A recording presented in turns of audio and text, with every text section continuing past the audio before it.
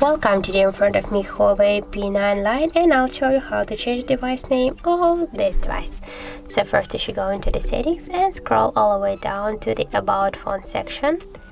Now just here you can see the device name, click here and just hereby enter some text, for example HUAWEI P9 Yana Anas phone. For example, we can here just enter just what I want, click here and tap to save, and by this way, as you can see, we can change the device name. So that's it. Thank you guys for watching, and if you find this video helpful, don't forget to leave a like, comment and to subscribe our channel.